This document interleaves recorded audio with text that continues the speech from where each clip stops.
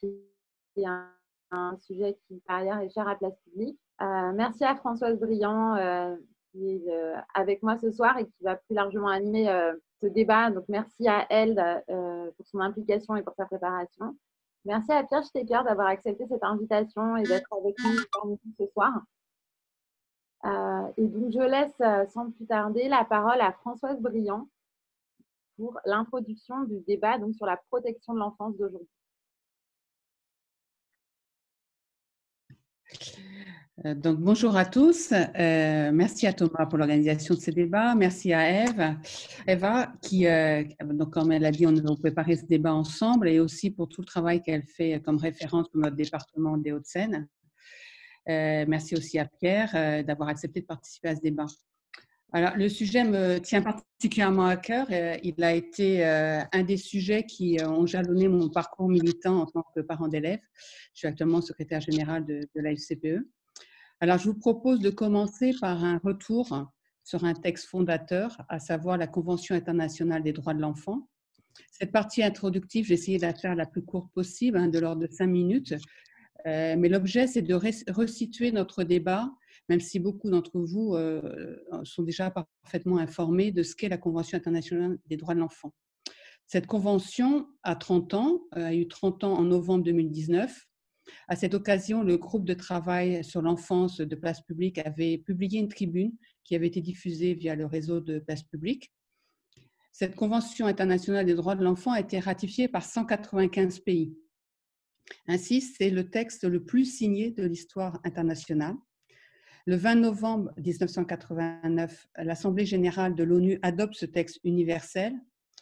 Et pour les 20 pays comme la France qui l'ont ratifié en 1990, ce traité international devient un cadre contraignant et ainsi obligatoire.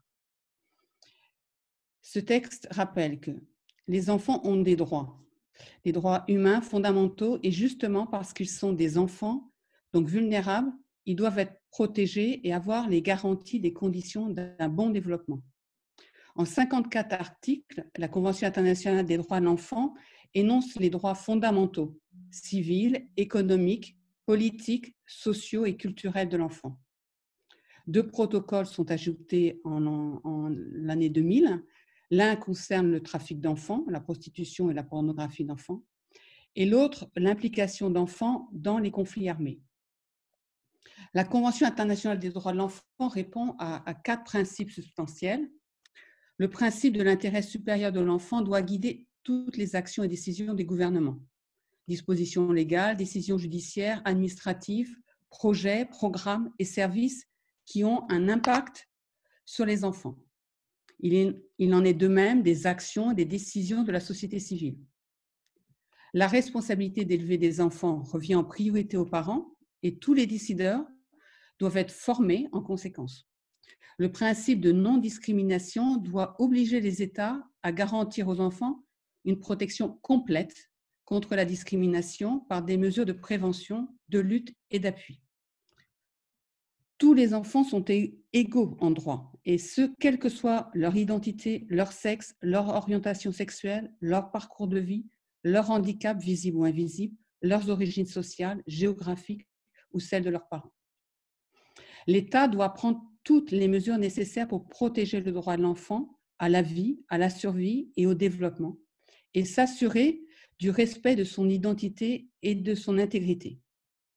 Être en bonne santé, être logé, nourri, aller à l'école, avoir une vie privée, être pris en charge sont les droits les plus explicites sur ce principe.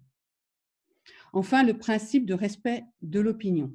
À l'instar de l'adulte, l'enfant est un être de sentiment et un être de raison. L'État doit ainsi veiller à ce que le droit de l'enfant d'être entendu, écouté dans toutes les procédures le concernant. Et ceci doit être largement connu des adultes décideurs et éducateurs. Être informé, participer, s'exprimer, y compris dans les médias, car les décisions qui les affectent ou auront une répercussion sur leur avenir doivent tenir compte de leur avis. La France doit donc appliquer ces principes fondateurs des droits de l'enfant. Des institutions y veillent, comme le Défenseur des droits, les directions de protection de l'enfance dans les départements et aussi de nombreuses associations militantes et on y reviendra avec Pierre. Mais je suis sûre que vous avez aussi déjà en tête plusieurs situations à dénoncer au regard des écarts par rapport aux engagements de la France qui a ratifié la Convention. De façon schématique, plusieurs sujets d'inquiétude vis-à-vis de la protection de l'enfance sont à relever. Les enfants placés, dont les conditions de vie ont été dénoncées au travers de communications chocs d'enfants placés devenus adultes. Les enfants en situation d'enfermement, car nés en prison ou emprisonnés eux-mêmes, et pour lesquels, par exemple, le droit à l'éducation est peu respecté. Les enfants victimes de violences familiales, dont le quotidien est aujourd'hui en confinement particulièrement compliqué. Les mineurs étrangers non accompagnés. Rien que sur Paris, les associations ont recensé de l'ordre de 300 jeunes en cette période de confinement abandonnés dans les rues de Paris. L'aide sociale à l'enfance est une politique publique qui est peu connue du grand public. C'est pourquoi nous vous proposons dans un premier temps de voir avec Pierre comment fonctionne la protection de l'enfance en France. Sur un volet plus politicien, rappelons-nous qu'en France, le ministère de l'Enfance a été supprimé par Emmanuel Macron. Pendant 18 mois, Agnès Buzyn devait piloter l'aide sociale à l'enfance. Puis enfin, un secrétariat d'État a à nouveau été créé avec Adrien Taquet. Après l'intervention de Pierre, nous aurons un temps d'échange. Donc, je vais vous décrire un petit peu comment va s'organiser notre débat. D'abord, l'intervention de Pierre. Ensuite, nous aurons un temps d'échange. Donc, pendant son intervention, n'hésitez pas à tchatcher. Avec Eva, on va essayer de relever quelques interventions pour échanger ensuite, après l'intervention de Pierre. Ensuite, nous passerons à un deuxième temps, une deuxième partie, pour réinterroger la stratégie de la protection de l'enfance. Maintenant, je vais laisser la parole à Pierre, donc, comme Thomas l'a dit, qui est directeur de l'enfance et de la famille dans le département de Seine-Saint-Denis. Merci à Pierre.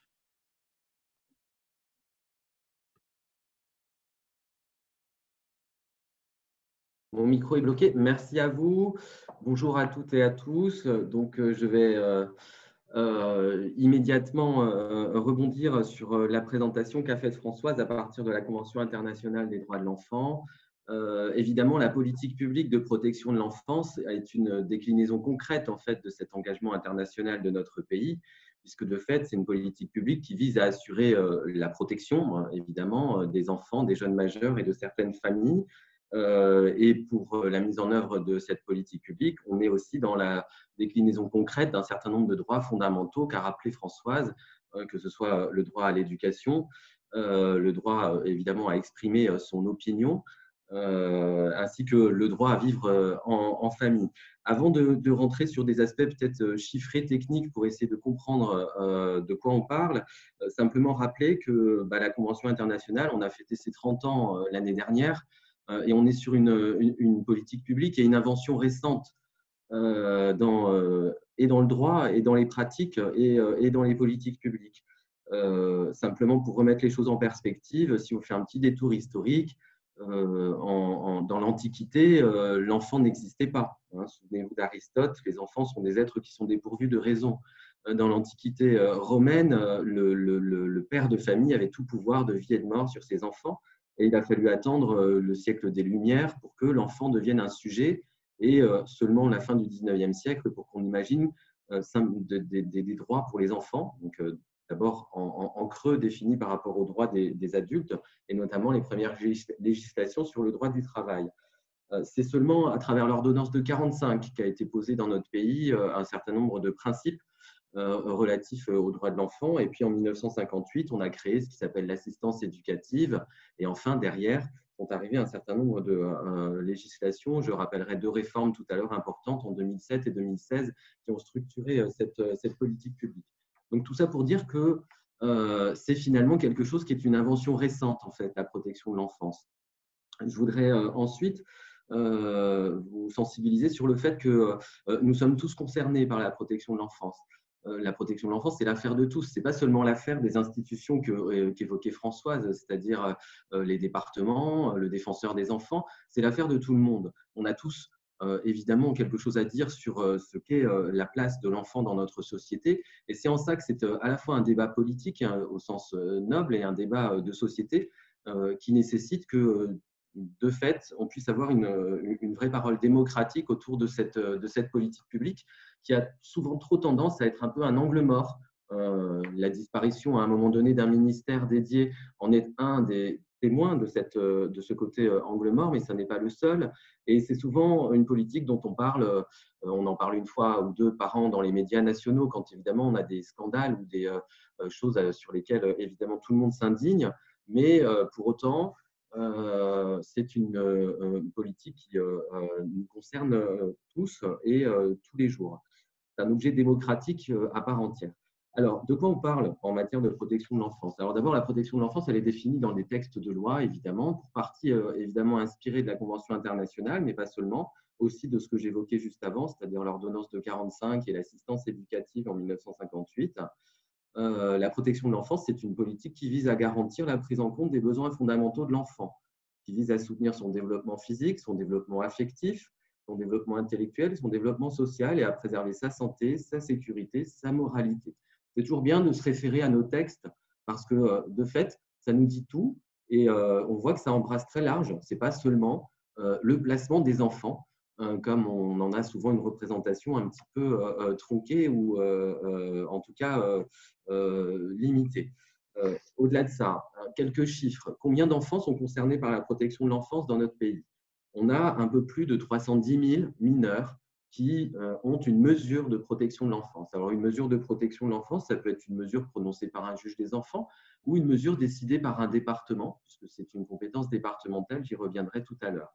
Un peu plus de 300 000, ça veut dire quoi? C'est quand même un peu plus de 21 enfants sur 1000. Hein. Donc, ce n'est pas une petite politique publique, ce n'est pas juste marginal. On a toujours l'impression que les enfants placés ne sont peut-être pas très nombreux. En réalité, ça concerne quand même une tranche très importante de notre population. Et là, je ne parle que des enfants de 0 à 18 ans. En plus de ces 310 000 à peu près mineurs concernés chaque année par des mesures de protection de l'enfance, la politique de protection de l'enfance concerne un peu plus de 21 000, 22 000 jeunes majeurs, puisque la protection de l'enfance ne s'arrête pas nécessairement à 18 ans. C'est une politique qui a aussi des prolongements au-delà de 18 ans. Dans l'ensemble de ces mesures, à peu près la moitié, ce sont ce que l'on appelle des enfants placés. C'est-à-dire qu'en fait, ils sont sortis de leur milieu d'origine et ils sont placés dans une famille d'accueil ou alors ils sont placés dans un établissement de protection de l'enfance qui peut être de différentes natures. Ça peut être une maison d'enfants, un foyer, un lieu de vie. On a différentes tailles d'établissements, différentes configurations d'établissements sur tout le territoire national. Et l'autre moitié de ces décisions qui concernent les 300 et quelques 10 000 enfants, ce sont des mesures que l'on appelle des mesures de milieu ouvert, c'est-à-dire que les enfants restent dans leur famille, mais on met en place un accompagnement social, éducatif très très fort au sein de ces familles, auprès de ces familles, pour que la situation des enfants s'améliore. Je continue encore un peu sur des chiffres, ce n'est pas pour vous assommer, c'est simplement parce que ça permet parfois de situer les choses et de donner des ordres de grandeur. La protection de l'enfance, considérée par le prisme des dépenses des départements, c'est presque 8 milliards d'euros chaque année, hors dépenses de personnel. C'est-à-dire qu'en plus à ça s'ajoutent les travailleurs sociaux des départements, les cadres, les administratifs, etc., qui travaillent sur cette politique publique. Donc ça recoupe ce que je disais juste avant, c'est un enjeu démocratique majeur, presque 8 milliards d'euros de dépenses publiques, auxquelles s'ajoutent évidemment toutes les dépenses dans les services de l'État, dans le service de la justice au premier lieu. Tout à l'heure, Eva nous parlera un peu de l'éducation nationale qui est concernée par la protection de l'enfance. Donc ça, c'est la dépense publique exclusivement fléchée sur la protection de l'enfance. Mais évidemment, il y a d'autres choses qui contribuent à la politique publique de protection de l'enfance, d'autres dépenses. Ça veut dire que pour discuter de comment on utilise ces 8 milliards d'euros, pour l'instant, ça se passe principalement au niveau départemental, à travers une représentation qui est celle de nos élus départementaux, mais ça fait de cette politique publique un enjeu démocratique également. Le plus gros de cette dépense publique, évidemment, est consacré aux enfants qui sont placés, puisque les enfants qui sont placés, de fait, on assure complètement au sein des départements la suppléance de leur famille. C'est-à-dire que forcément, on remplit l'ensemble des fonctions parentales et donc ces enfants sont dans des hébergements ou dans des familles d'accueil et on subvient à l'ensemble de leurs besoins. Donc c'est ça qui coûte le plus cher, si on peut le dire comme ça, dans cette politique publique. Alors pour terminer peut-être cette partie sur qu'est-ce que cette politique publique, donc sur le qui fait quoi un petit peu. Donc, Françoise, dans son introduction, a rappelé que c'était une politique qui était confiée depuis la décentralisation au département. Néanmoins, cette politique, elle a une forte dimension régalienne puisque une grande partie des mesures de placement, donc les enfants qui sont placés, sont prononcées par des juges. Et donc, plus de 80% de ces décisions sont prononcées par des juges des enfants. Donc, c'est quand même une politique qui met en jeu à la fois la justice et les départements, et puis qui touche l'ensemble des autres services publics. Mais principalement, on va dire la justice et les départements. Qui fait quoi? Alors, s'agissant des mesures, on va dire, des protections, une grande partie donc, des enfants sont protégés, placés suite à des décisions judiciaires. Et puis, dans les départements, on a également un certain nombre de professionnels qui peuvent prendre des décisions, qui peuvent aller jusqu'au placement, mais qui peuvent être aussi des mesures d'intervention au domicile des parents, qui consistent à accompagner les familles dans leurs compétences éducatives, dans leurs compétences parentales, dans la gestion de leur budget quotidien, à essayer de les aider aussi sur leurs difficultés sociales, leurs difficultés de logement, etc. Tous ces sujets-là sont connexes à la question spécifiquement de la protection de l'enfant et des difficultés éducatives. Alors, la boussole en protection de l'enfance, Françoise le rappelait dans son introduction, c'est évidemment la notion d'intérêt supérieur de l'enfant. Donc, toutes les décisions qui sont prises, que ce soit par un juge ou par un professionnel d'un département, elles sont normalement prises au regard de ce que l'on appelle l'intérêt supérieur de l'enfant. Mais l'intérêt supérieur de l'enfant, c'est une notion qui est compliquée, qui est floue aussi en soi. C'est une notion qui a une valeur juridique, mais qui est quand même difficile à définir. Ce qui est important de retenir, c'est que c'est l'intérêt supérieur de l'enfant qui prime aussi sur l'intérêt, à certains moments, de sa famille. Et ça me permet de terminer cette première partie pour évoquer deux moments plus proches de nous par rapport à l'histoire de la politique de protection de l'enfance, qui sont deux réformes qui ont eu lieu, l'une en 2007 et l'autre en 2016. En 2007, il y a eu une grande réforme de cette politique publique qui a renforcé le rôle des départements.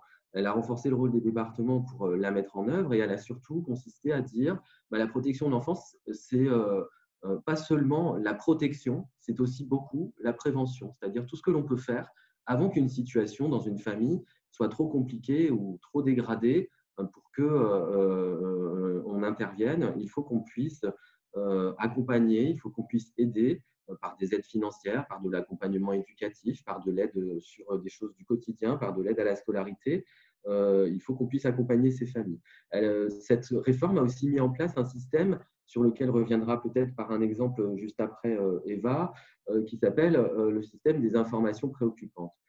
On connaît en général dans le vocabulaire grand public la question du signalement, c'est-à-dire en gros, je suis témoin d'une difficulté ou d'une violence faite à un enfant et je peux signaler cette situation. Je peux la signaler à la police, à la justice ou je peux la signaler au service d'un département. En 2007, on a mis en place quelque chose qui s'appelle les commissions de recueil des informations préoccupantes dans chaque département. Et en fait, chaque service public ou chaque citoyen peut saisir ces cellules de recueil des informations préoccupantes et leur transmettre une information sur une situation de difficulté, violence, maltraitance faite à un enfant. Et ce sont donc les départements qui doivent organiser ce premier filtre de traitement de ces informations. Depuis cette réforme-là, on a vu que ça a donné à voir des tas de situations que l'on ne connaissait pas avant. C'est-à-dire qu'il n'y a pas forcément plus de violences faites aux enfants aujourd'hui. Évidemment, on est quand même dans une logique où notre société, globalement, se pacifie doucement. Néanmoins, on est un peu sur la même logique que pour les violences intrafamiliales. La mise en place de ces commissions, de ces cellules au sein des départements a fait émerger un certain nombre de sujets, de problématiques, de situations que l'on ne connaissait pas antérieurement. Ce qui nous a permis d'agir plus précocement pour éviter des dégradations de ces situations. Et puis en 2007, cette réforme, elle a aussi consisté à redonner un rôle à la fois à la PMI, donc je pense que tout le monde sait ce qu'est la PMI, la protection maternelle et infantile, ainsi qu'aux services de santé scolaire, pour mieux s'articuler avec les services des départements sur la protection de l'enfance. En 2016, on a eu une réforme qui a complété un petit peu notre arsenal législatif, qui a été très inspirée là aussi notamment des protocoles additionnels que citait Françoise à la Convention internationale des droits de l'enfant, et qui a de nouveau réformé la question de la protection de l'enfance, en mettant cette fois l'accent sur un peu plus la singularité de l'enfant dans son parcours, dans ses droits personnels, et qui est tout entière construite sur la question du parcours. Elle a notamment réformé un petit peu les conditions dans lesquelles on peut adopter un enfant, en essayant de faciliter les procédures pour que un enfant qui est confié à la protection de l'enfance puisse plus facilement être adopté si à un moment donné on ne peut plus du tout envisager que son retour en famille, dans sa famille biologique, puisse être possible. Donc on a assoupli ces conditions-là pour qu'on puisse imaginer qu'il puisse reconstruire un destin au sein d'une famille d'accueil ou au sein d'une famille qui puisse l'adopter. Et cette réforme de 2016, elle est tout entière centrée sur ce que l'on a appelé les besoins fondamentaux. Donc les besoins fondamentaux, ça recoupe complètement ce que disait Françoise dans l'introduction sur la question des droits de l'enfant et de la Convention internationale. C'est d'abord le besoin de sécurité, le besoin de protection, et puis tous les besoins qui sont connexes, le droit à l'éducation, le besoin d'estime de soi, de valorisation de soi. Donc voilà ces deux derniers moments dans ce qu'est la protection de l'enfance. Alors peut-être pour illustrer concrètement le fait que cette politique n'est pas seulement l'affaire des départements et de leurs services sociaux et de leurs services que l'on appelle les services de l'aide sociale à l'enfance et de la protection maternelle et infantile. Eva, tu peux nous dire, par exemple, toi, depuis ta place à l'Éducation nationale, comment un enseignant ou un travailleur social de l'Éducation nationale peut, par exemple, faire émerger, signaler, interpeller sur une situation de danger d'un enfant? Alors oui, tout à fait. Merci Pierre. Juste pour resituer, je suis professeure des écoles, donc c'est dans le premier degré. Donc le premier degré, c'est de 3 ans à 11 ans, on va dire. C'est de la petite section maternelle au CM2. Et donc nous, dans le premier degré, on a aussi vraiment une de nos missions, c'est de la protection de l'enfance et donc de veiller à ce que tous les enfants aillent bien. Et c'est donc aussi les protéger, vérifier que physiquement, ils sont en bonne santé, que psychologiquement, ils se comportent normalement, être attentif à tout changement d'humeur ou scolaire. Par exemple, s'il y a vraiment un enfant qui n'est plus du tout attentif scolairement, qui n'arrive plus à apprendre, on doit aussi être très attentif à ça. Par exemple, on a aussi à l'école, on doit apprendre à nager. Donc, les enfants vont à la piscine régulièrement. C'est aussi un moment où on doit prêter particulièrement attention et parce que certains enfants ne parlent pas, donc de voir s'ils n'auraient pas des marques sur le corps à ce moment-là. C'est aussi voilà, un moyen de faire attention. Il y a 2 possibilités pour un professeur des écoles de signaler une maltraitance. La première, comme le disait Pierre, c'est l'information préoccupante. Donc, on estime que l'information préoccupante, comme son nom l'indique, on est préoccupé, mais on estime qu'il n'y a pas d'urgence vitale pour l'enfant. Donc, à ce moment-là, on fait une information préoccupante et on la transmet à nos supérieurs. Qui la transmettent eux-mêmes à la DAZEN, c'est les services départementaux de l'éducation nationale. Si on estime qu'un enfant est en danger imminent, que c'est urgent, dans ces cas-là, c'est un signalement au procureur. Le signalement au procureur, c'est quand même un des rares cas où, en tant que fonctionnaire, on peut outrepasser son supérieur hiérarchique. C'est-à-dire que nous, on nous dit très clairement que si nous, on estime qu'il faut faire un signalement au procureur, mais que pour X raisons, notre supérieur hiérarchique, qui est donc l'inspection, le N+1 du professeur des écoles, c'est l'inspecteur de circonscription de l'éducation nationale, n'est pas d'accord, on est invité à le faire quand même. Le message qu'on nous transmet, c'est vraiment il vaut mieux en faire trop que pas assez. Bon, sachant que quand même un signalement au procureur, ça, voilà. Une information préoccupante, on prévient les parents. Un signalement au procureur, on ne prévient pas les parents puisqu'on estime qu'il y a un danger imminent pour l'enfant. Même s'il vaut mieux en faire trop que pas assez, il y a quand même aussi l'autre partie qui peut être un peu traumatisante pour les parents si jamais ce n'est pas avéré. Donc, quand même faire attention à ça. Et on a aussi des infirmières scolaires qui sont là pour observer les enfants si besoin, parce que le professeur des écoles n'a pas le droit de demander à un de ses élèves, par exemple, d'enlever son t-shirt pour observer des traces.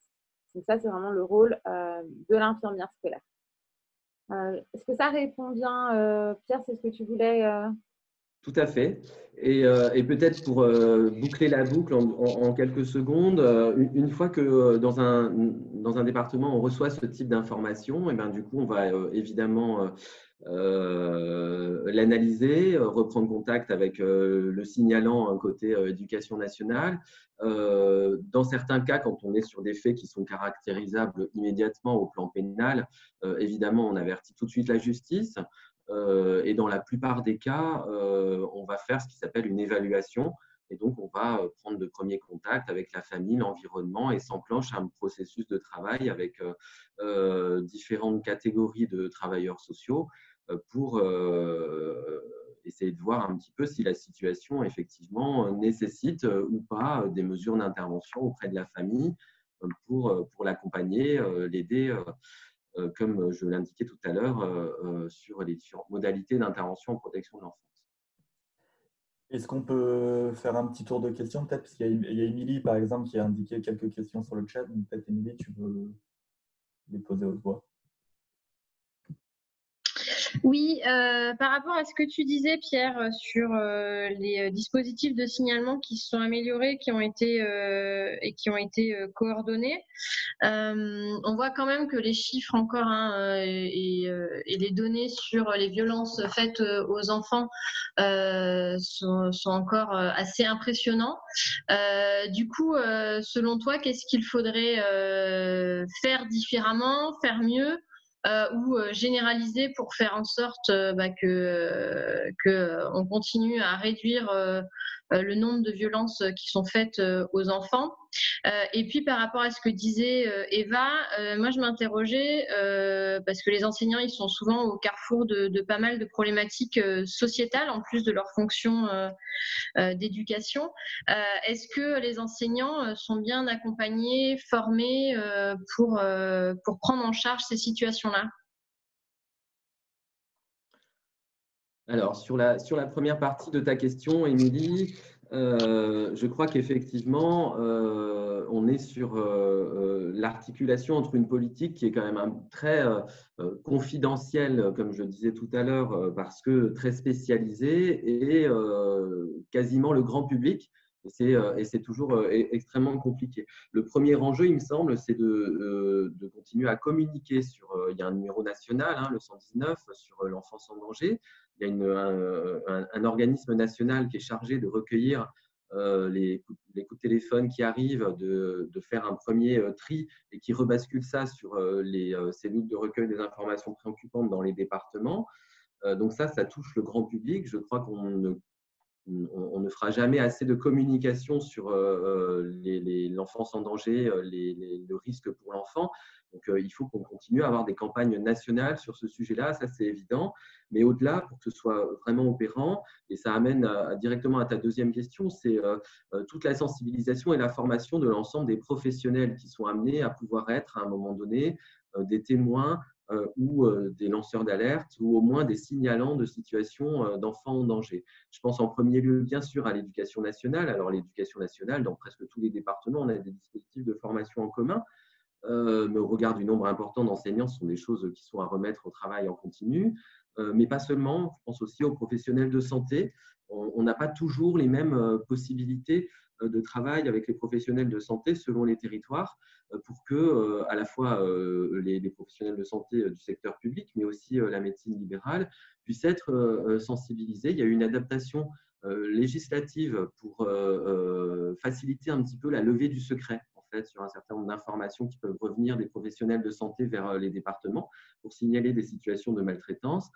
Mais on a besoin aussi que ces professionnels puissent être pas forcément formés sur ces questions-là, mais mieux informés et sensibilisés sur les circuits pour faire remonter ces informations-là. Je crois qu'il y a Dorothée et Violaine aussi qui veulent intervenir. Oui, bonjour tout le monde. Je voulais juste intervenir en tant que directrice de crèche il y a encore 2 semaines de ça. Je ne le suis plus depuis 2 semaines. Je voulais intervenir sur le fait qu'en effet, il y a un gros souci de formation des professionnels. Il y a un gros souci aussi de compétences des professionnels pour ce qui concerne la petite enfance. En l'occurrence, il y a un projet de réduction encore des effectifs auprès des enfants et de formation et de qualification des professionnels. Donc moi, je suis éducatrice de jeunes enfants de formation, donc c'est des sujets que j'ai pu aborder pendant ma formation, mais c'est pas le cas de tous les professionnels. C'est absolument pas le cas des professionnels qui ne sont pas diplômés aussi dans ce secteur et qui sont très très nombreux. Et puis il y a aussi un autre souci, c'est les injonctions paradoxales, c'est-à-dire que on nous parle de soutien à la parentalité, ce qui est essentiel, mais qu'on ne peut pas mettre en place. C'est-à-dire que les réalités de l'accompagnement de la petite enfance font que on est sur une logique exactement comme à l'hôpital, de rentabilité, de remplissage des structures.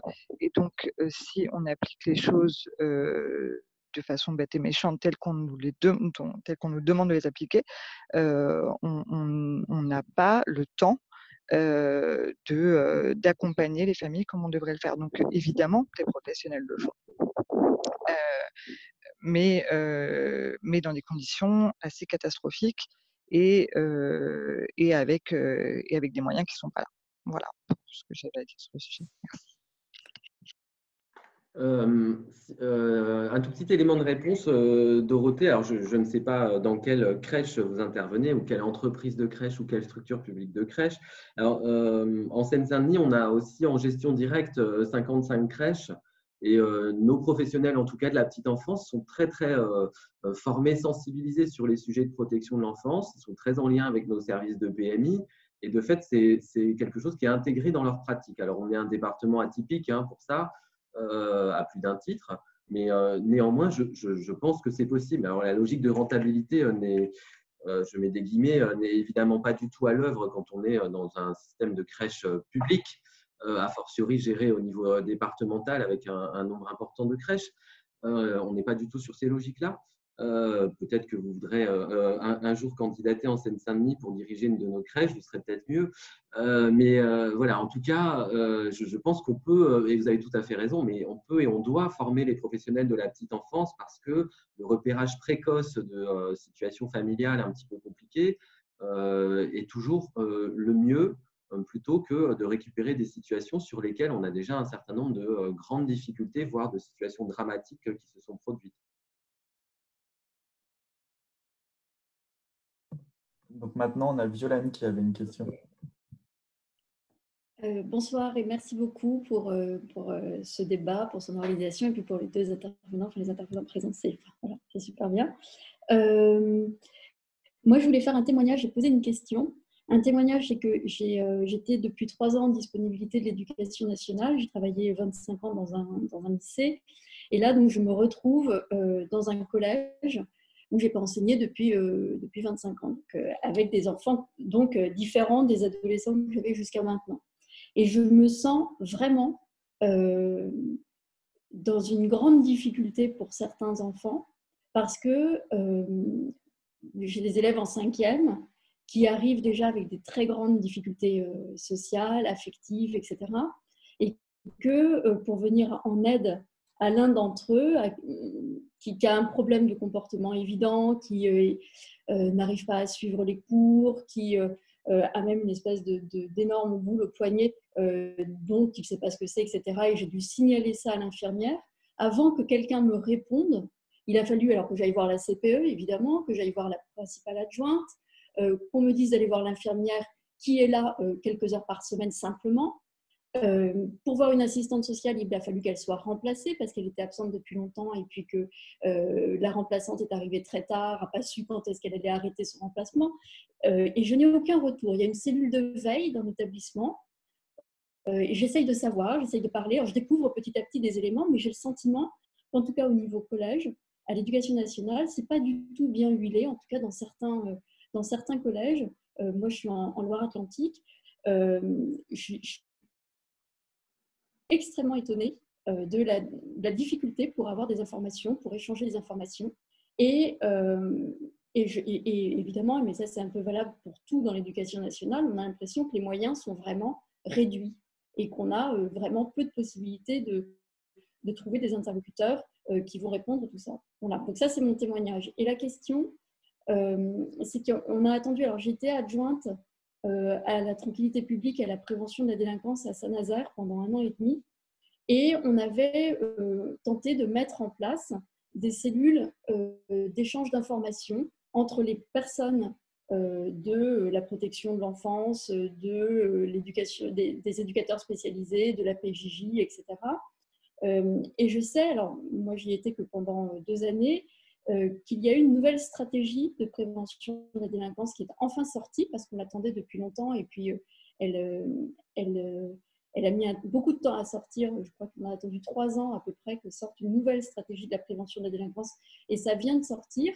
Et je voudrais savoir s'il y a des liens ou des nouveautés concernant les conseils locaux de prévention de la délinquance et de la tranquillité publique sur le volet protection de l'enfance, s'il y a du nouveau, si on met davantage, on incite davantage les municipalités, les intercommunalités à mettre les départements dans ces cellules d'échange d'informations. Bref, est-ce qu'il y a des nouveautés de ce point de vue-là?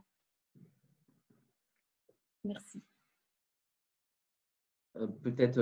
Alors, j'ai pas vraiment de réponse sur l'éducation nationale. Évidemment, je n'y travaille pas par choix. Non. Et donc, il y a une réforme en cours de la protection de l'enfance. Il y a eu une stratégie nationale, effectivement, qui a été présentée par le secrétaire d'État en fin d'année 2019 et début 2020.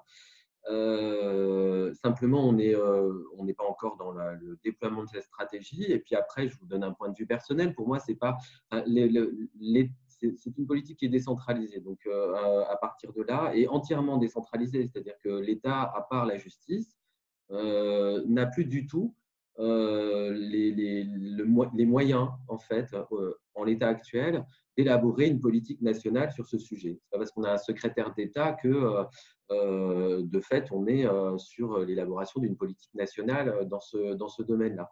C'est un secrétaire d'État sans moyens, hein, il n'a pas d'administration derrière lui. Hein, donc, de fait, il s'appuie sur quelques services de l'État et quelques satellites organismes au niveau national pour élaborer ça. Par contre, c'est aussi l'objet, je crois, de la deuxième partie du débat.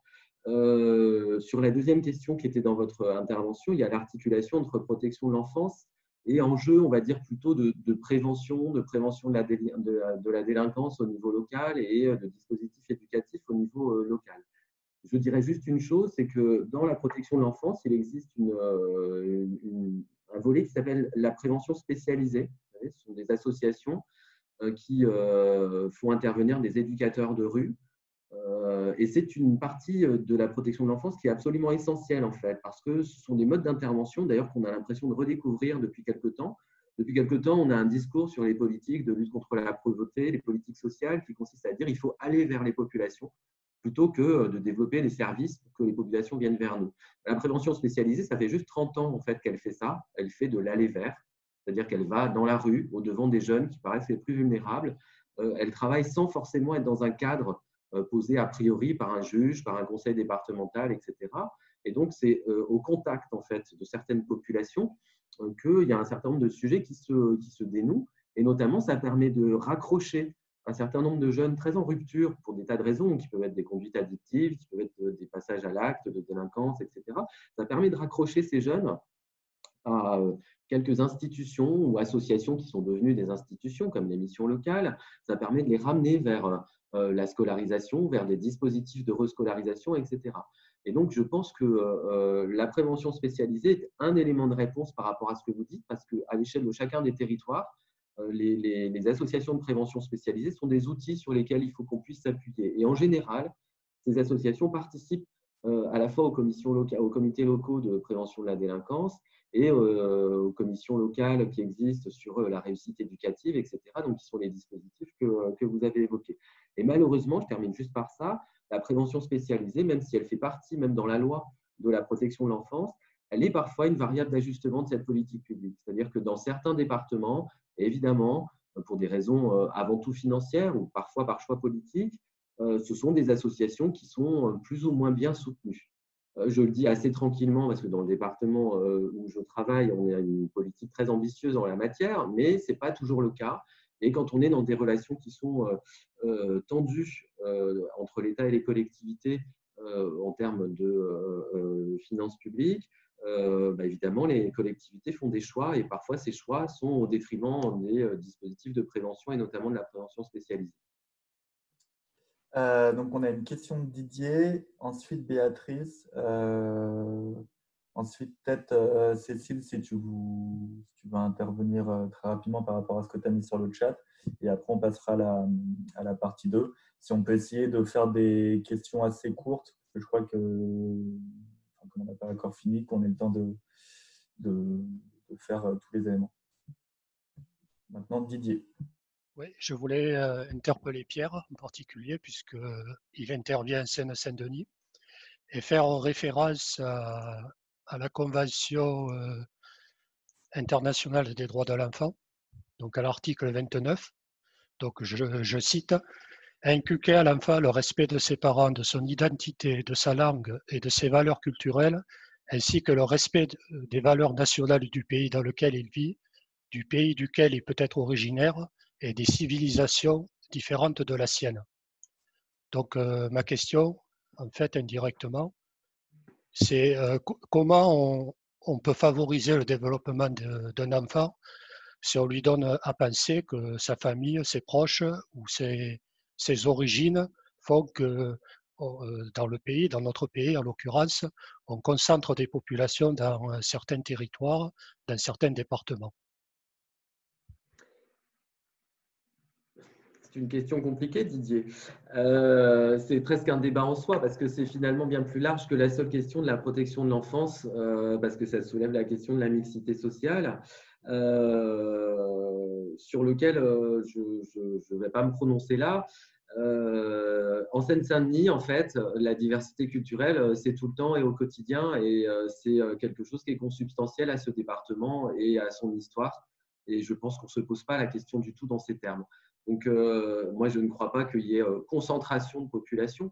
Il y a une telle diversité de nationalités, de langues, d'apports culturels en tout genre, avec des guillemets, parce que j'aime pas tellement quand on essentialise la question de la culture, qu'en Seine-Saint-Denis, c'est pas vraiment un sujet qu'on se pose, et c'est peut-être un des seuls territoires avec Paris où les services publics se sont aussi adaptés. C'est-à-dire qu'on a, par exemple, nous, dans nos centres de PMI, des groupes de femmes tamoules qui se réunissent en autonomie et avec du coup quelqu'un qui traduit les choses et qui leur permet par ailleurs de s'auto-organiser des activités dans un centre de PMI et de faire le lien avec nos professionnels qui, évidemment, pour une grande partie d'entre eux, ne sont pas du tout tamoul et ne pratiquent pas la langue tamoule. Donc, c'est des choses qui sont intégrées en fait dans les pratiques professionnelles. Donc, c'est plus vraiment un sujet, ou en tout cas, ce n'est pas un sujet de préoccupation, et je ne pense pas que ce soit un sujet problématique. Là où c'est problématique, c'est quand se croisent des éléments de ce type-là et des problématiques sociales, des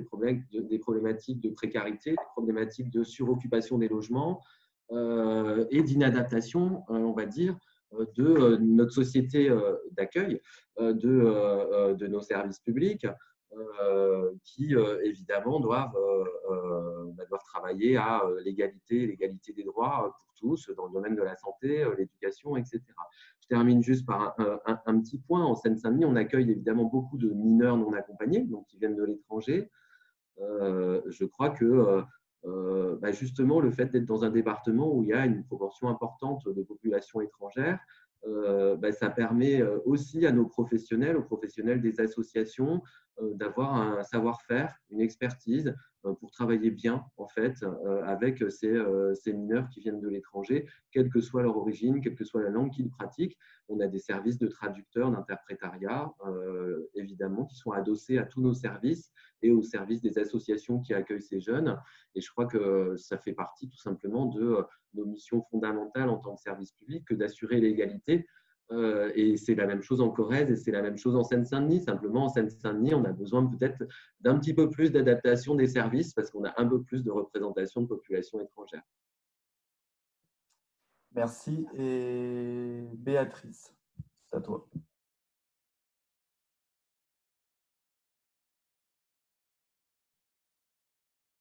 Alors, si tu n'arrives pas à te démuter, je vais… Normalement, c'est bon.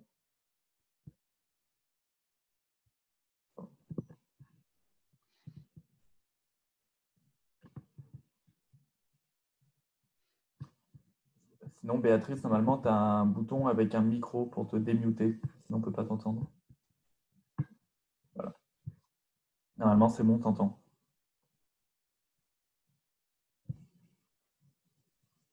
Bon. Peut-être que Béatrice n'est plus là. Cécile, est-ce que tu voulais intervenir aussi? On enchaîne? Non.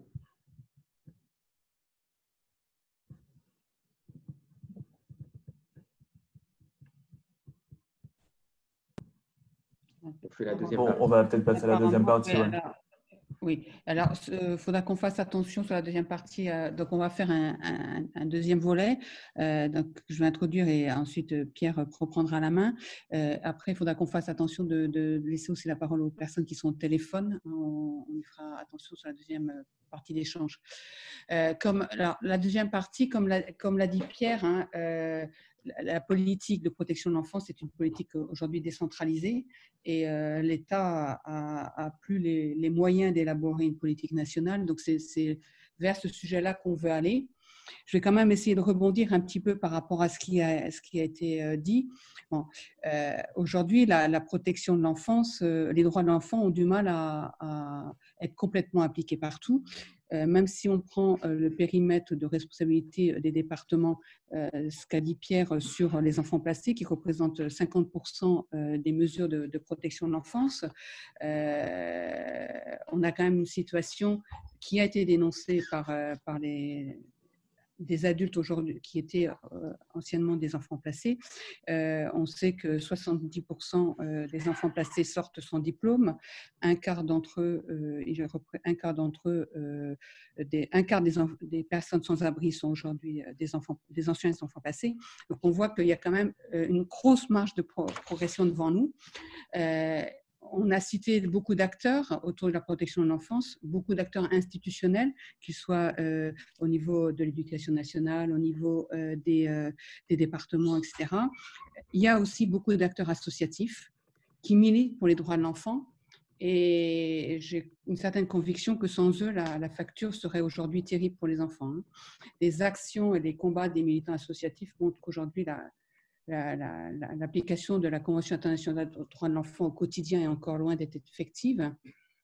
Face aux fractures de notre société, face à la souffrance de nombre de jeunes dans notre société, face à l'injustice dont ils peuvent être victimes, on a cité les mineurs isolés, le moment n'est-il pas venu d'avancer vers une définition, une application audacieuse et ambitieuse des droits de l'enfant pour pousser l'application du droit dans tous les moments et les lieux de vie de l'enfant?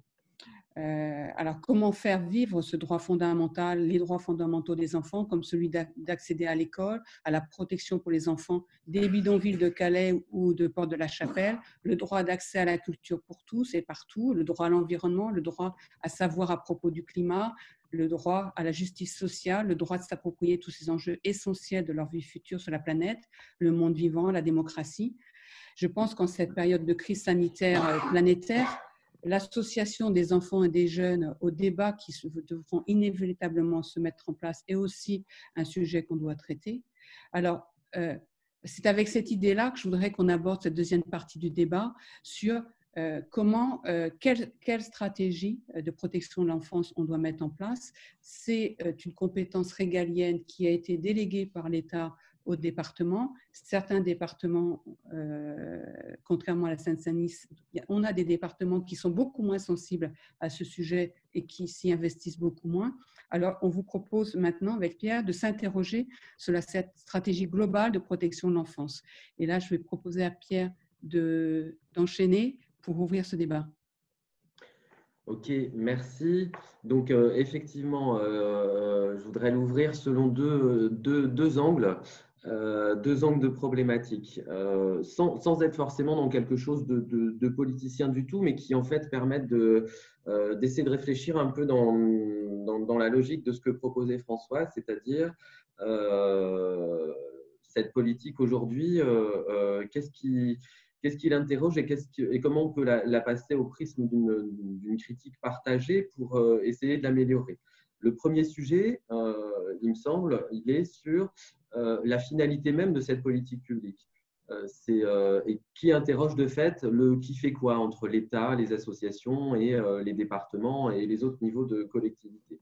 Effectivement, un exemple, l'exemple des mineurs non accompagnés qui donne lieu à beaucoup de débats, à beaucoup d'indignation, qui donne lieu aussi à beaucoup de mobilisation militante, hein, bien sûr, beaucoup de débats entre l'État et les départements, parce que c'est un public qui est venu, on va dire, massivement percuter le public principal de la protection de l'enfance à partir du début des années 2000, et qui, depuis, on va dire, 6-7 ans, n'est plus seulement le sujet de Paris et de la Seine-Saint-Denis. C'est-à-dire qu'au début des années 2000, en gros, on avait quelques centaines de mineurs non accompagnés qui arrivaient parfois en Seine-Saint-Denis et à Paris. Au jour d'aujourd'hui, il y a plus de 50 000 mineurs non accompagnés dans notre pays, et selon une logique qui a consisté à une répartition nationale en fait, de ces publics, et donc une répartition entre les départements aussi de leur prise en charge. Quand je vous disais tout à l'heure, on a plus de 300 000 mesures concernant des enfants. Parmi ces 300 000, 50 000, ce sont des mineurs non accompagnés. Donc, vous voyez tout de suite que ça n'est plus du tout, on va dire, seulement quelques jeunes parmi les autres jeunes qui sont pris en charge en protection de l'enfant.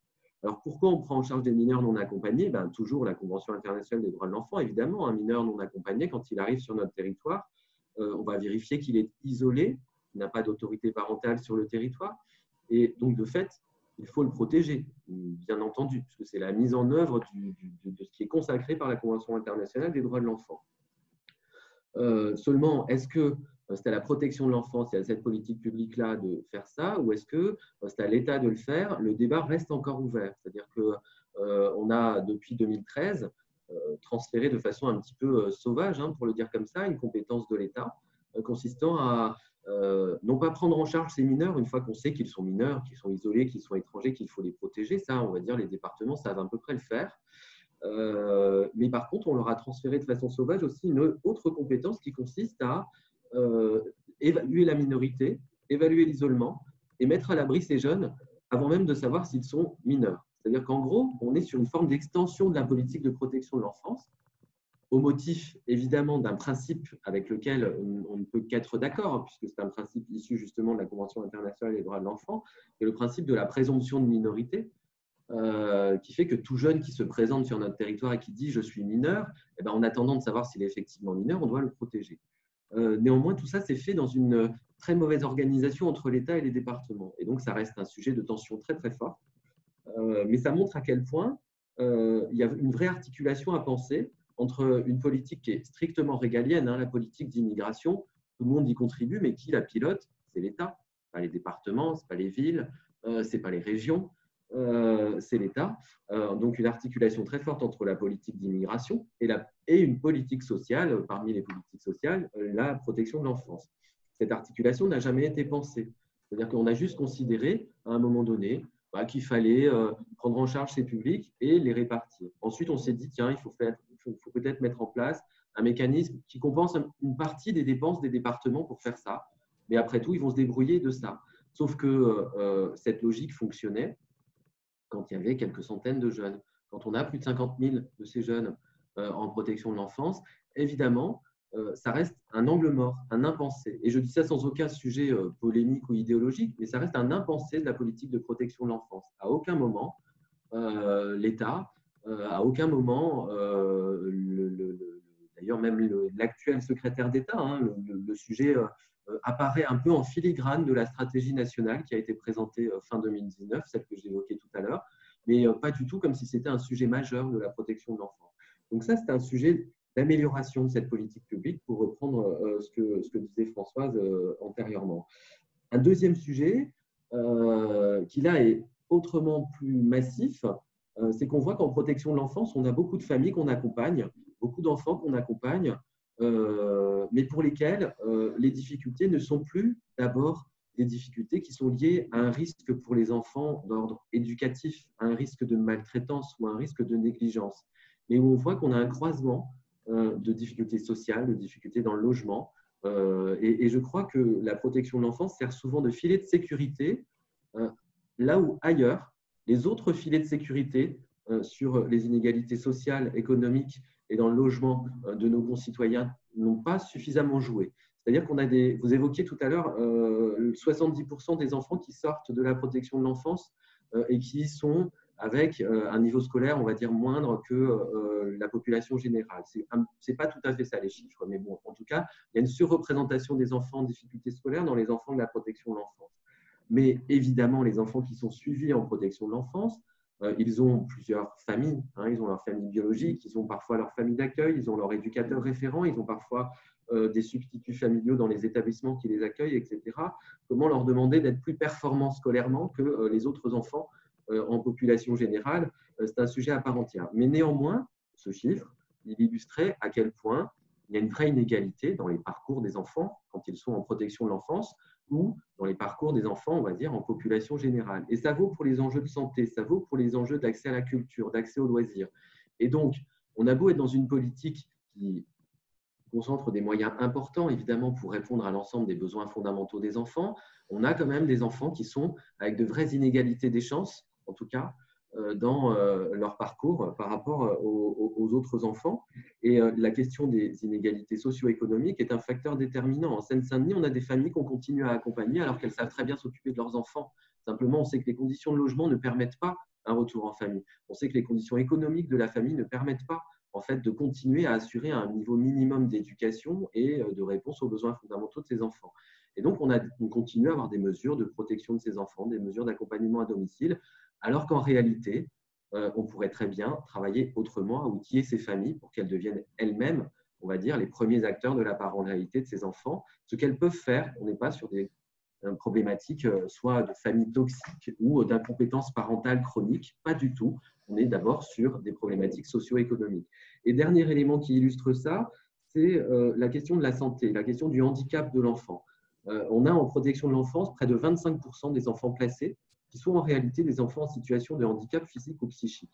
Vous imaginez ce que ça représente en termes de surreprésentation par rapport à la population générale. On est à moins de 5% dans la population générale.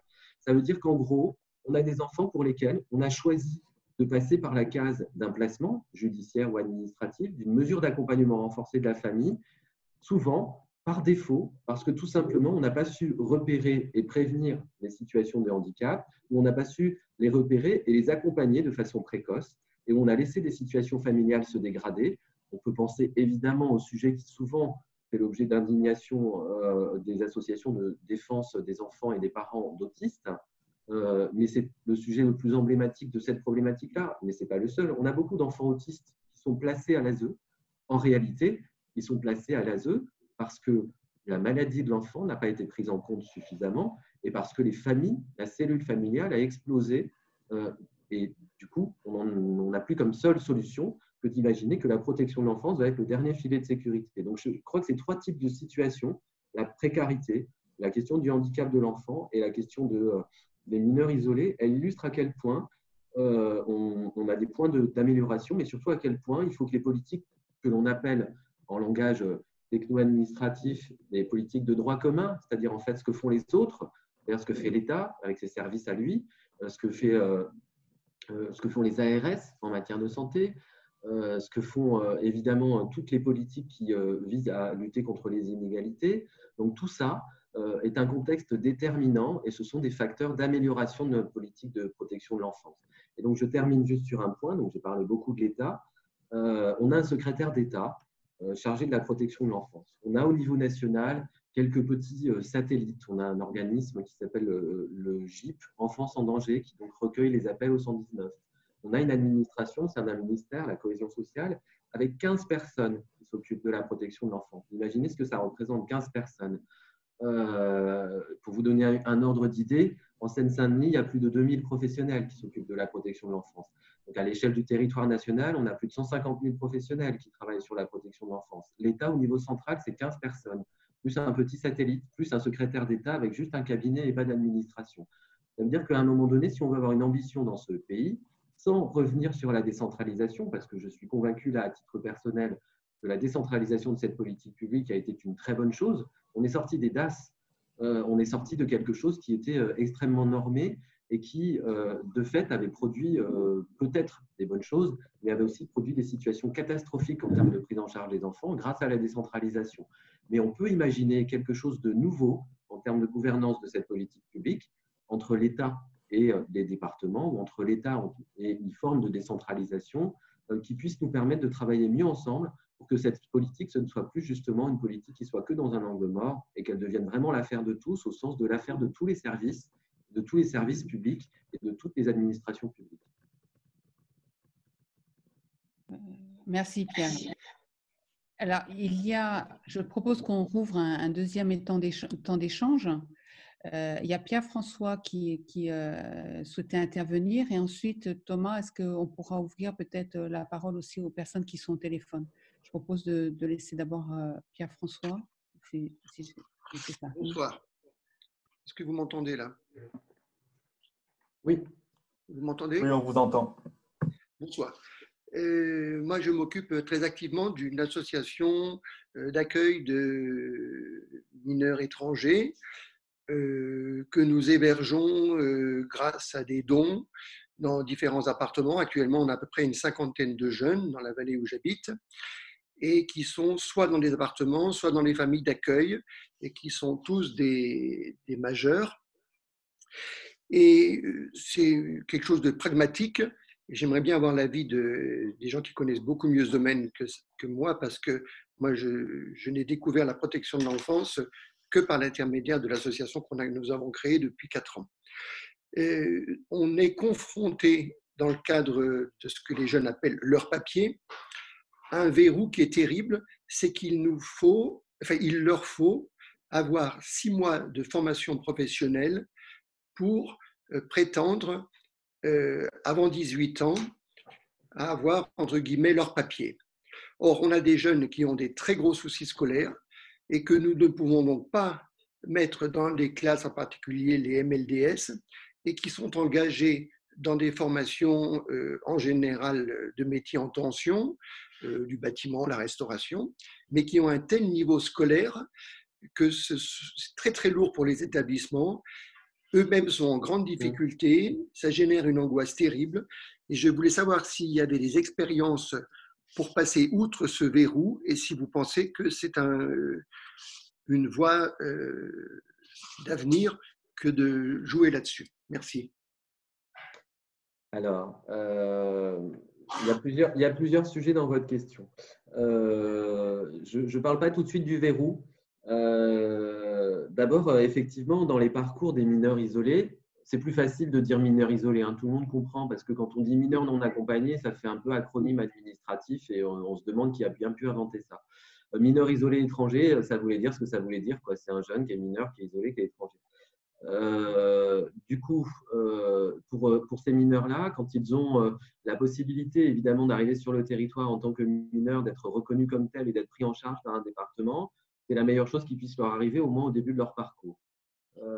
C'est-à-dire que, en gros, normalement, je dis ça parce que j'ai confiance dans les départements et dans mes collègues dans tous les départements, mais normalement, on est là pour les accueillir, leur ouvrir leurs droits, leur mettre un toit sur la tête, assurer le début de leur parcours scolaire, organiser le soin. Et aussi, ce que vous disiez, c'est important, organiser aussi, quand ils en ont besoin, du suivi psychologique, parce que le parcours migratoire, dans certains cas, mais souvent, il peut avoir été traumatique et même si ça ne se voit pas à l'arrivée des jeunes, souvent, parce qu'évidemment, ils font bonne figure, ils ne font que avoir envie de s'intégrer. On a souvent, au fur et à mesure de leur accompagnement, des choses qui se manifestent et où on voit que ça n'a pas été aussi facile que ça et il y a des choses qui ressortent et qui provoquent d'ailleurs parfois des souffrances psychiques importantes. Donc voilà, donc si ces jeunes-là peuvent être passés par les services de l'aide sociale à l'enfance parce qu'ils sont arrivés mineurs sur le territoire, en général, c'est quand même une manière de les stabiliser un peu, de les aider et de leur permettre d'engager un parcours. Maintenant, vous avez raison de parler du verrou. C'est-à-dire qu'en fait, la difficulté se produit après. Quand ils passent à 18 ans, d'abord, les départements ont plus ou moins l'obligation de continuer à les accompagner. Donc certains départements, ce n'est pas le cas du mien, mais certains départements cessent leur accompagnement à partir de 18 ans concernant ces jeunes. D'autres départements font ce que l'on appelle un contrat jeune majeur, c'est-à-dire on continue l'accompagnement après parce que, évidemment, il y a un parcours d'intégration, d'insertion sociale qui s'est enclenché. Néanmoins, à partir de 18 ans, se met en place une logique infernale et complètement incohérente dans les politiques publiques. C'est que tout le reste de leur parcours va être déterminé par la délivrance ou non d'un titre de séjour. C'est-à-dire que si le jeune n'est pas arrivé avant 16 ans sur notre territoire. S'il est arrivé à 15 ans, la délivrance d'un titre de séjour après 18 ans, elle est automatique. S'il est arrivé après 16 ans sur le territoire national, et ben quand il aura 18 ans, il va devoir demander un titre de séjour comme n'importe quel migrant. Alors, il va demander un titre de séjour qui permet de travailler ou d'étudier. Et parfois, il reçoit un titre de séjour qui ne lui permet ni l'un ni l'autre. Parfois, certains, on leur délivre dans la préfecture. C'est le cas en ce moment avec la préfecture de Seine-Saint-Denis. Je ne pense pas que le préfet assiste au débat de place publique le dimanche, donc je suis tranquille pour le dire. Enfin, j'espère. Sinon, voilà, tant pis pour moi. Mais en tout cas, ça m'étonnerait. En tout cas, en préfecture de Seine-Saint-Denis, en ce moment, les titres de séjour qui sont délivrés à ces jeunes, ce ne sont plus des titres qui leur permettent de travailler. Ce sont des titres que l'on appelle visiteurs. C'est bien sympathique, mais ce ne sont pas des visiteurs. Ils sont déjà là depuis 2 ans. Mais voilà, donc on a ce problème-là. Et parfois, c'est même pire que ça. On a des jeunes qui ne peuvent pas, par exemple, faire un apprentissage. Ou qui ne peuvent pas continuer d'étudier quand on leur délivre ce titre de séjour. Et parfois, c'est pire que ça, c'est qu'on ne leur délivre pas de titre de séjour du tout. C'est-à-dire que les procédures administratives sont extrêmement complexes sur le droit des étrangers. J'imagine que c'est un sujet sur lequel vos militants sont sensibilisés. Et donc, c'est un sujet sur lequel les départements n'ont plus du tout la main. Donc, ça veut dire que tout le travail qui a été fait pendant 1 an, 2 ans, 3 ans par un département ne pourra plus avoir aucun sens à partir de 18 ans, 18 ans et demi. En tout cas, c'est dans l'année de 18 à 19 ans que la demande de titre de séjour doit être déposée formellement. Et donc, on peut continuer à accompagner pendant 1 an. On peut même aller plus loin. Mais ça n'a plus de sens si à 19 ans, le jeune se retrouve sans papier, pour le dire en langage commun. Ça n'a strictement aucun sens. Donc, je n'ai pas vraiment de réponse pour vous, Pierre-François. Il y a ce verrou-là qui existe. Et c'est d'autant plus dramatique qu'il n'est pas toujours le même selon les préfectures. C'est-à-dire que, d'ailleurs, ça recoupe indirectement le sujet que j'évoquais. Nous sommes tous, je crois, dans les services publics, les garants de l'égalité républicaine. Et je crois que les préfectures devraient être plus encore que n'importe quel autre service régalien, garant de l'égalité républicaine, mais on voit qu'on peut avoir des pratiques différentes en Corrèze et en Seine-Saint-Denis. Et je ne sais pas où vous êtes, vous, Pierre-François, dans votre département aussi. Et c'est tout à fait dramatique. Donc, Merci. ouais, je vois juste une petite réflexion au passage. Effectivement, les jeunes qui sont sous la protection de l'ASE, normalement, ils peuvent continuer à être accompagnés par l'ASE jusqu'à 21 ans. Ouais. Ça, c'est une mesure qui a été prise récemment, sauf qu'elle est conditionnée au fait que le jeune a été pris en charge par l'ASE avant 16 ans. Et donc, il y a une partie des jeunes qui deviennent invisibles, qui sont les jeunes filles prostituées ou les jeunes LGBT qui sont jetés de leur famille. Donc, ça se produit souvent plutôt entre 16 et 18 ans. Et ceux-là, ils ne peuvent pas bénéficier après 18 ans d'un accompagnement. Et donc, à 18 ans, ils peuvent se retrouver à la rue. Je propose qu'on essaie de voir si les personnes au téléphone veulent prendre la parole. Je ne sais pas, je vais peut-être laisser la main à Thomas. Je ne sais pas comment on leur donne la main. Alors, j'ai démuté toutes celles et ceux qui étaient au téléphone. Donc, si quelqu'un veut prendre la parole, avec plaisir. Ou quelqu'un d'autre. Moi, je veux bien. J'avais une question. Simplement, la situation dans les territoires d'outre-mer, comment est-ce que ça se passe, la protection de l'enfance et simplement, tu disais, Pierre, que le chiffre de 70% d'enfants issus des familles, etc., c'est quoi en réalité les chiffres? Alors, si tu as des vrais chiffres, et puis un point ensuite sur les territoires d'outre-mer, ou des chiffres exacts. Merci. Alors, je n'aurai pas de réponse détaillée sur la question des territoires d'outre-mer. C'est la même politique dans les territoires d'outre-mer, après avec l'adaptation selon la configuration des collectivités locales. Donc, parfois, la compétence, c'est départements et régions dans certains territoires d'outre-mer, donc elle s'exerce à ce niveau-là. Mais en gros, on est censé mettre en œuvre la même politique dans les territoires d'outre-mer. Parfois, il y a des adaptations en droit local, je pense notamment à la Nouvelle-Calédonie, et avec certaines choses qui sont réparties différemment en termes d'échelons de compétences en Nouvelle-Calédonie. Mais sinon, les mêmes textes s'appliquent. Non, 70% des enfants qui sont en protection de l'enfance qui sont en situation d'échec scolaire, c'est pas le bon chiffre. Il y a un peu plus de 50% des enfants qui sont en protection de l'enfance qui sont dans des parcours scolaires, on va dire, moins favorables que, on va dire, la comparaison avec la population générale. Et peut-être sur les chiffres, dire un mot par rapport à c'est sans polémique, hein, Françoise, mais par rapport aux chiffres avancés par Françoise sur le fait qu'un quart des SDF sont issus de l'ASE, attention, beaucoup de précautions, hein, la réciproque est totalement fausse. Il n'y a pas un quart des enfants qui passent par la protection de l'enfance qui deviennent SDF. Okay, donc, on a souvent tendance à brandir un peu ça comme chiffre, mais c'est absolument pas le cas.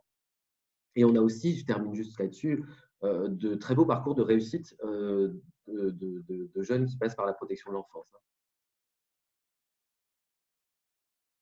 En fait, c'est que ma question, je me doute bien que les textes évidemment sont les mêmes en territoire d'outre-mer, mais ma question c'était par exemple sur les violences faites aux femmes. On voit que les chiffres et statistiques des violences faites aux femmes dans les territoires d'outre-mer sont extrêmement inquiétants, et 3 fois, 4 fois supérieurs à ce qu'on peut voir dans l'Hexagone. Et c'était simplement savoir sur la situation, comment ça se passe statistiquement, et si j'ai suivi le travail d'un juge des libertés de la détention en Guyane.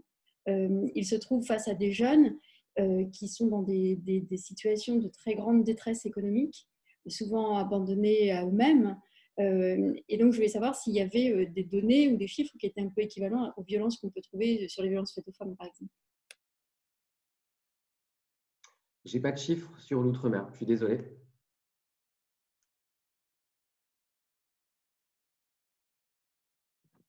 On peut compléter s'il y a des données qui sont mises en ligne après, hein, je peux regarder. Hein. Est-ce qu'il y a d'autres questions?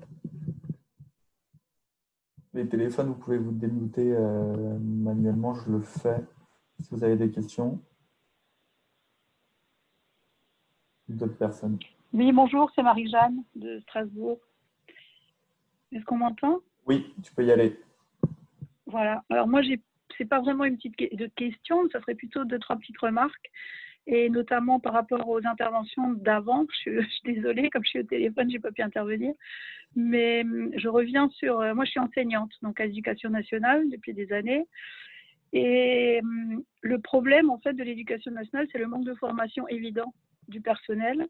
Quand on est directeur d'école ou directrice, comme je l'ai été pendant quelques années, on est au courant de de tout ça, quoi, de tout ce qu'il faut faire, le processus, etc. Mais au niveau des enseignants eux-mêmes, parfois c'est compliqué. Et je dirais que quand on parle de, comme on a dit avant, d'informations préoccupantes, moi j'ai été confrontée à cette situation plusieurs fois. On se retrouve parfois à la peur des enseignants de s'engager et de pouvoir, de le dire, quoi, de dénoncer les violences. Parce qu'on a aussi des parents qui peuvent être derrière et être violents. Donc ça, c'était une première remarque. Et ensuite, je voulais quand même préciser par rapport à ce qu'Eva disait, c'est que en tant qu'enseignant, si on ne fait pas cette préoccupation, on peut passer au tribunal pour faute professionnelle. Et ça, je crois que les enseignants ne le savent pas assez. J'ai eu le cas d'un des élèves que j'avais il y a quelques années, qui a été avec son frère, bon, je l'ai su par après que j'avais en CP. Cet enfant a tué, enfin il est devenu un criminel aux yeux de la société. Et ma directrice, en fait, de l'époque, a été convoquée au tribunal pour voir si elle avait bien fait tout son travail du moment où le gamin était au CP. Voilà, donc je voulais juste préciser ça. Et la deuxième chose, de revenir par rapport à ce que vous veniez de dire par rapport à la MDPH, je pense qu'il y a une inégalité des territoires, comme vous l'aviez précisé tout à l'heure. Parce que, par exemple, chez nous, en Moselle, le problème est le suivant, c'est qu'on a des enfants qui sont un peu largués quand on les signale, parce que la MDPH ne suit pas. Donc, les dossiers ont actuellement 1 an de retard. Et au niveau psychologue scolaire qui intervient aussi, c'est pareil. On a une psychologue scolaire pour je ne sais même plus combien d'écoles et combien d'élèves, et qui n'en peut plus. Et donc, je pense que là, il y a en fait, ça rentrerait un peu dans cette politique nationale à développer pour que tout le monde soit un peu au même niveau, quoi. Voilà. J'ai pas forcément de réponse, hein, parce que ça n'appelait pas vraiment, c'était pas une question. Ouais.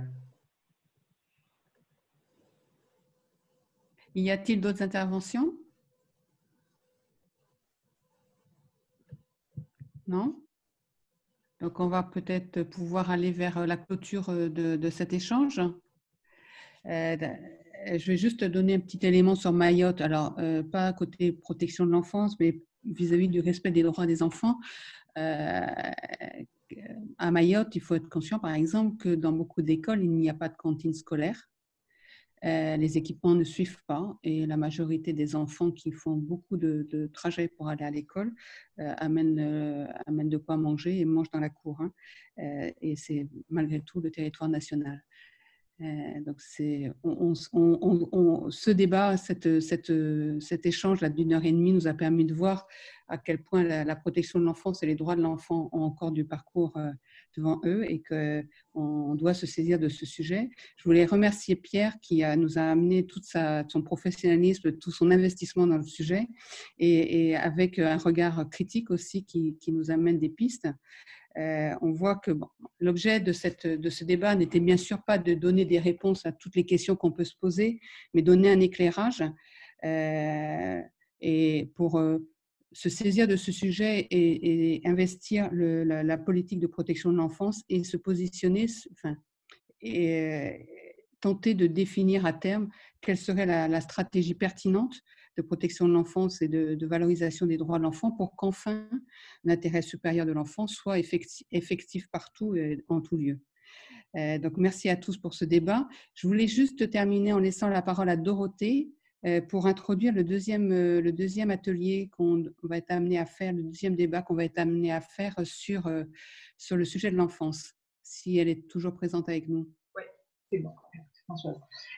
Oui, donc avec le groupe de travail enfance, on a aussi préparé un deuxième débat sur le sujet qui aura lieu le 19 avril prochain, donc ça tout de suite, vous avez un peu le temps.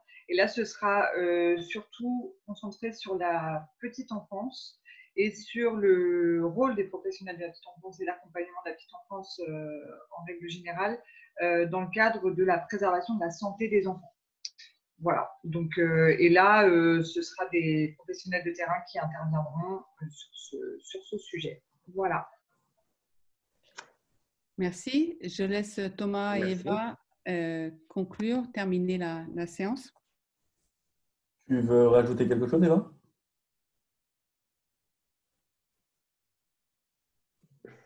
Alors moi, non, j'ai rien de particulier à rajouter, à part vraiment remercier Françoise et Pierre pour leurs interventions, remercier aussi toutes les personnes qui étaient présentes et qui ont contribué au débat et qui ont amené plein de choses, chacune à leur niveau. Donc voilà. Mais après, je te laisse terminer. Merci Eva, merci Pierre et merci Françoise pour ce débat. Merci à toutes et à tous d'avoir participé. Et on vous donne rendez-vous jeudi prochain pour le débat suivant sur le système de protection sociale et le revenu de base. Et continuer à suivre. On va mettre au fur et à mesure sur Facebook, Twitter et Telegram les podcasts des débats du confinement passés. Donc, si vous les avez ratés, vous allez pouvoir les suivre sur les réseaux sociaux. Donc, très bonne soirée à toutes et tous et à bientôt pour un nouveau débat. Merci, bonsoir. Merci. Merci, bonsoir. Bonsoir. Salut. Salut Salut Émilie.